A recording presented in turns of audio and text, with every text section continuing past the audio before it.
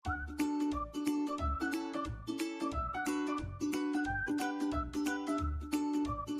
semuanya, perkenalkan nama aku Farhania Halda, NRP 012-1194-05x91 dari Departemen Kimia Institut Teknologi 10 November. Pada video kali ini aku akan membahas mengenai apa itu elektroda pembanding, sifat-sifatnya, dan juga jenis-jenisnya. Apa itu elektroda pembanding? Merupakan suatu elektroda yang digunakan untuk mengukur potensial yang dihasilkan oleh reaksi yang terjadi di elektroda kerja, di mana elektroda pembanding ini tidak boleh mempengaruhi larutan pada sampel. Karena elektroda ini digunakan sebagai acuan atau reference, maka elektroda ini harus bersifat stabil, potensialnya konstan, kemudian potensial yang dapat kembali ke nilai awal, dan bersifat reversibel. Reversibel di sini dimaksudkan adalah dapat bersifat mengalami reaksi oksidasi maupun reaksi reduksi. Berikutnya yaitu jenis-jenis elektroda pembanding, yaitu ada dua, ada elektroda pembanding primer dan ada elektroda pembanding sekunder, di mana pada elektroda pembanding primer ini contohnya yaitu elektroda hidrogen standar, dan pada elektroda pembanding sekunder ini ada dua contohnya, yaitu elektroda Hg2Cl2 atau yang disebut dengan elektroda Calomel, dan yang kedua ada elektroda AgAgCl. Pertama akan dibahas terlebih dahulu mengenai elektroda hidrogen standar, di mana pada gambar berikut merupakan kerangka dari elektroda hidrogen standar, di mana gas hidrogen dengan tekanan 1 atm akan dialirkan ke dalam tabung yang sudah berisi elektroda platina hitam, di mana elektroda platina hitam ini sifatnya mudah mengabsorpsi gas hidrogen. Kemudian gas hidrogen ini akan menghasilkan gelembung-gelembung yang dapat melapisi elektroda platina. Kemudian elektroda ini akan dicelupkan ke dalam larutan HCl1 molar atau dapat digunakan larutan asam kuat lainnya dengan syarat harus bervalensi tunggal dan bersifat stabil, sehingga dapat terjadi reaksi sebagai berikut. Reaksi yang terjadi yaitu H+ dalam fase aquos ditambah 1 elektron menjadi setengah H2 dalam fase gas dengan besar potensialnya yaitu 0 volt pada keadaan 298 Kelvin atau 25 derajat Celcius, sehingga dapat dituliskan notasi selnya sebagai berikut, di mana besar potensial ini bergantung pada ion hidrogen dan tekanan parsial dari gas hidrogen.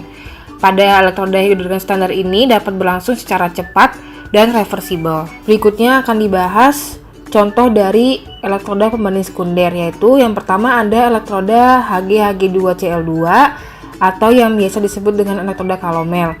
Pada bagian gambar samping ini merupakan kerangka dari elektroda Calomel, di mana terbuat dari tabung gelas atau plastik dengan panjang kurang lebih 10 cm dengan diameter 0,5 sampai 1 cm yang dicelupkan ke dalam air raksa yang sudah berkontak langsung dengan lapisan pasta Hg2Cl2 yang terdapat pada tabung bagian dalam yang berisi campuran Hg2Cl2 dan larutan KCl jenuh. Kemudian dihubungkan dengan larutan KCl jenuh melalui lubang kecil. Nah, pada bagian bawah ini merupakan bagian ujung yang berbentuk pori sebagai penghubung cairan yang biasanya dibuat dari bahan keramik. Mengapa dibuat dari bahan keramik? Karena keramik mampu mengantarkan listrik antar larutan, tetapi dapat menjaga larutan untuk tidak saling bercampur. Berikut merupakan reaksi yang terjadi pada elektroda Calomel, yaitu Hg2Cl2 dalam fasa solid ditambah 2 elektron menjadi 2 Hg dalam fasa liquid ditambah 2 Cl- dalam fase aquos, sehingga dapat dituliskan bentuk notasi selnya sebagai berikut. Kemudian diketahui juga besar potensial sel standar dari Hg2Cl2 ini sebesar plus 0,2682 volt, di mana besar potensialnya ini tergantung pada konsentrasi dari larutan KCl-nya. Untuk menghitung besar potensialnya ini dapat menggunakan persamaan Nernst dengan perhitungan sebagai berikut, yaitu E sama dengan E0 sel dari Hg2Cl2 dikurangi R dikali T per N kali F dikali log Q, di mana R ini merupakan tetapan gas ideal dan T merupakan suhu dalam satuan Kelvin. Kemudian N merupakan koefisien valensi ion atau jumlah mol elektron yang dipertukarkan dalam reaksi elektrokimia.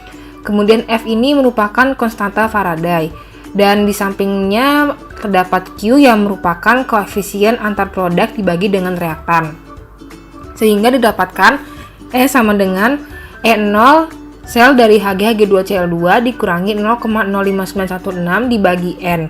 N di sini yaitu adalah 2 dikali dengan log konsentrasi Cl min pangkat 2. Sehingga diperoleh persamaan besar potensialnya yaitu E sama dengan plus 0,2682 volt dikurangi 0,05916 dibagi 2 dikali dengan log konsentrasi Cl min pangkat 2.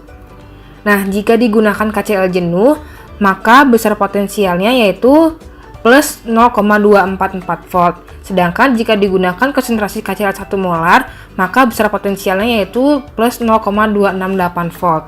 Contoh elektroda pembanding sekunder berikutnya yaitu elektroda AgAgCl.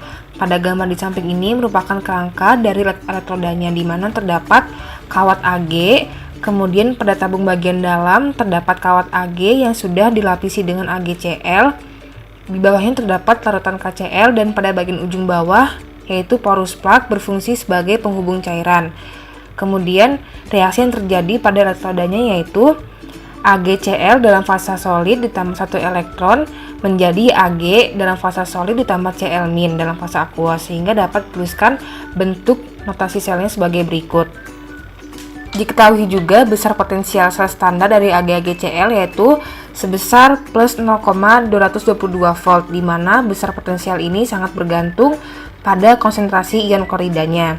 Untuk menghitung besar potensialnya dapat menggunakan persamaan Nernst seperti yang sudah dijelaskan sebelumnya dengan perhitungan sebagai berikut, dan diperoleh persamaannya yaitu E sama dengan plus 0,222 volt dikurangi 0,05916 log konsentrasi Cl min.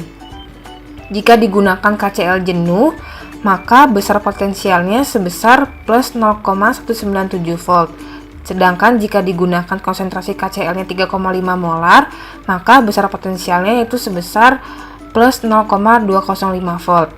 Nah, kelebihan pada elektroda ini yaitu dapat digunakan pada temperatur yang tinggi, akan tetapi dapat bereaksi dengan larutan kompleks perak yang tidak mudah larut, di mana dapat mengganggu jembatan garam antara elektroda dan larutannya. Sekian penjelasan mengenai elektroda pembanding, semoga dapat bermanfaat untuk semuanya.